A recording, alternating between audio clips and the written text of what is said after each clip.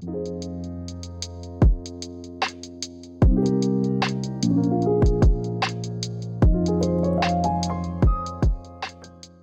everybody, welcome back to The Pressing Matters. I'm Scott. Thank you for tuning in. Classical music at 45. It's a hard sell for many people, I know. Heck, even 33 RPM was a hard sell once the CD came along. The first people to dump their records were classical music lovers. They couldn't wait to get rid of them. They were very attracted to the new format.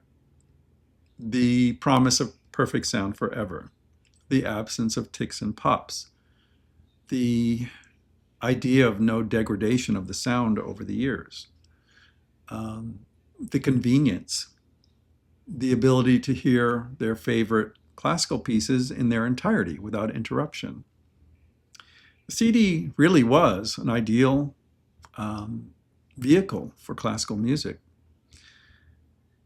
And for those of us who were still into vinyl, it was an ideal time to be collecting vinyl because I picked up almost all of my Living Stereo, Mercury Living Presence, and all the other classical labels for pennies. I'm talking pennies. 2 for $1, something like that. Never paid a premium for any of them. So I was very lucky. And I've kept them all these years. A little further into the cycle, an announcement came that someone was going to reissue the RCA Living Stereo catalog in modern remasterings with original jackets. And that person was Michael Hobson of Classic Records. This announcement was greeted with a lot of enthusiasm. There was a lot of energy built up behind this label. And most of that was due to coverage in the Absolute Sound. They were covering RCA Living Stereo issue after issue. So anticipation was high. They engaged Bernie Grumman to do the masterings at 33 RPM and started putting them out, and it was like, oh my God, I couldn't believe it. Not everyone was thrilled. The classical collectors that paid a lot of money for their originals tried not to be too enthusiastic about it. And some people did have some criticisms of them. They felt they didn't sound like the Shaded Dogs. And they didn't. They weren't supposed to sound like the Shaded Dogs. That wasn't the goal. Shaded Dogs, if you don't know, have a very particular sound. And it's all due to the equipment used to master them at the time and record them, of course. It's a warm, tubey, lush kind of sound, very pretty, very beautiful, but also had some limitations, dynamic limitations mainly. When Bernie Grumman's cuts came out, people were like, oh my God, this is so vivid, so clear, so see into. I can feel like I'm listening to the master tape rather than through the veil of tubes and the earlier equipment used to master the Shaded Dogs. So while a few people were a little apprehensive about Bernie's cuts, I embraced them. I collected them all and enjoyed the 33 RPM cuts. Here's one for Daphnis, as a matter of fact. It's beautiful. If you have those 33 RPM cuts, you have a beautiful pressing, different than the Shaded Dog, of course, but one that really allows you to see into the performance. Most collectors, I think, like me, like to have both or multiple copies of the same record, to our detriment. In the case of many RCA Living Stereos, I have an original Shaded Dog, maybe a couple different pressing variations. I usually have a Victrola if there was one available. I have a Chesky. I have a .5. I have Classic 33. And then a few years after the Classic 33s came out, there was the Classic 45 series. This was kind of the first time that an Audiophile 45 series was done. I don't remember it ever happening before that. And I bought a lot of them. They were expensive at the time. They were like $50. That seemed like a lot of money. But you were getting 4 discs, and you know it was supposed to be a sonic upgrade.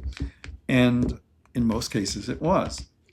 Here's the Daphnis 45. So it comes on 4 discs. There are 4 single-sided discs in this clumsy format. Yeah.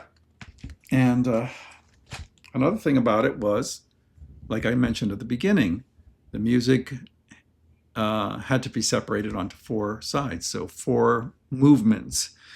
Some pieces work well in 45. Others need to be, carefully faded in the right section and brought back up on another side. The single-sided disc idea started with Michael Hobson.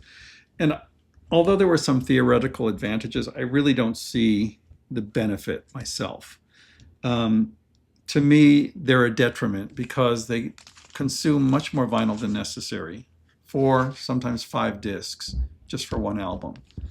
And also, in the conversation I had with Chad Kassem on the, I think he mentioned it in the interview I did with him, he said that by pressing on one side, it has a tendency to warp, to create a dish warp. So that was another problem with some pressings of the original 45s from classic records. Yet I found good copies of all of them. I love them.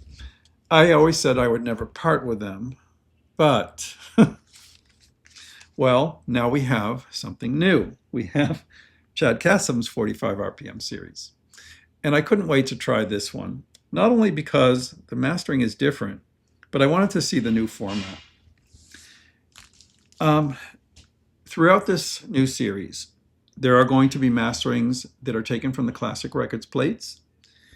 There are going to be masterings that were done by Ryan K. Smith when he did the 33. And there are going to be a few that are done by Matt Luthans at the Mastering Lab. So there's a variety of different things going on in this series. In this case, this is Ryan K. Smith's new mastering. And I did a review for Audiophilia. I compared it to these other 2 pressings that I have. And I came out with the feeling that if someone desires a 45, this is the way to go.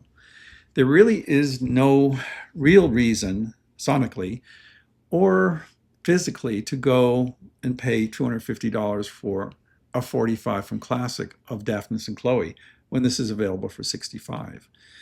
If you're curious about 45 RPM, this is the way to go. For those that already have the classic 45s, you might be wondering, do I need to upgrade? Do I really need to upgrade again?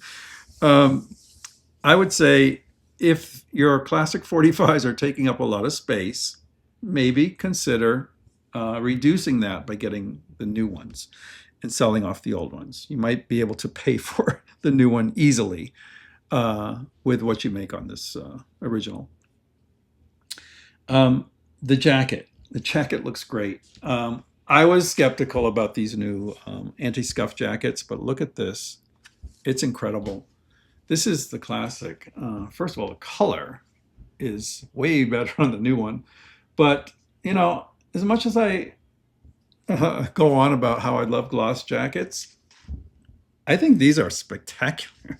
They feel so good. The whole thing is this anti-scuff matte finish. The printing is really good. It pops on here. It looks wonderful.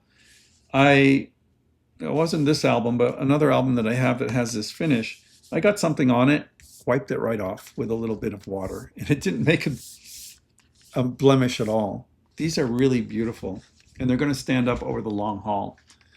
Instead of 4 records, this is done on 2 and a gatefold, so the presentation is way better. It can sit on your shelf, whereas the classic 45s need to go in their own area, and as a result, you never get to playing them. So I'm really a fan of this. I reviewed it for Audiophilia. There's sonic descriptions and stuff in that review. I'll leave a link to it in the description box below, and you can check it out. So even as someone that has the classic 45, I found a reason to get this. And in this case, the reason was I wanted to hear Ryan Smith's mastering. In this case, this is my first 45 of this title.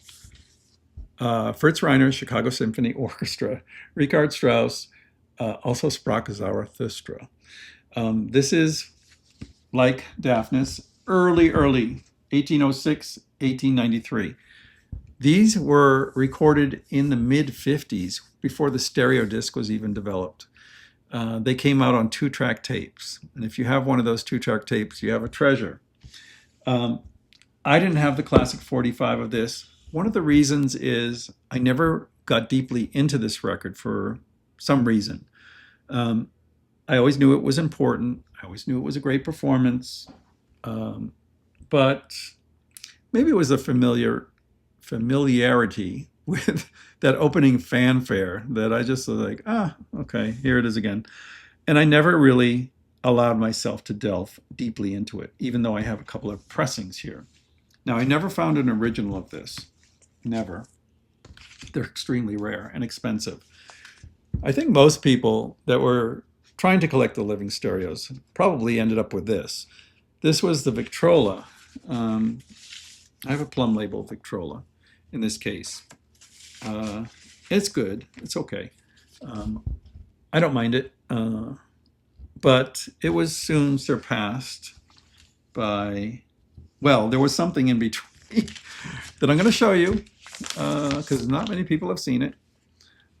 This is RCA's answer to the audiophile mastering craze. They decided to do their top titles in half-speed mastered editions with luxury pressings, in this case, Teldec.